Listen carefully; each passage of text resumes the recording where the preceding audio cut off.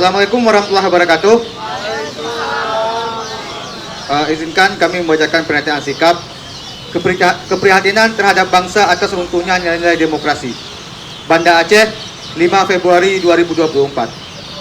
Kami, elemen sipil masyarakat Aceh yang terdiri dari orang muda, disabilitas, perempuan, menyatakan prihatin ancaman runtuhnya demokrasi negara ini.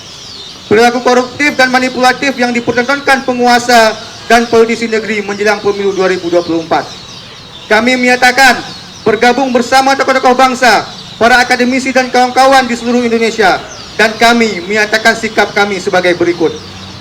1. Meminta kepemimpinan dan pemerintahan dari desa sampai nasional menjaga netralitas demi mewujudkan pemilu bersih, inklusif, dan berkeadilan pada tahun 2024. 2. Menolak segala bentuk pelanggaran konstitusi, pendangkalan hukum, penyalahgunaan kekuasaan, penggunaan alat negara, dan mobilisasi masyarakat. 3. Mengecam presiden yang terang-terangan cawe-cawe dalam pemilu dan ingin mengkooptasi hasil pemilu. Sikap presiden yang terang-terangan berpihak kepada anaknya, membangun politik dinasti, bahkan dengan cara mempermainkan undang-undang yang jelas memberi contoh buruk pada berkembangnya politik dinasti. Yang keempat, kami mendesak Presiden adil bertindak sesuai koridor hukum dalam berkampanye.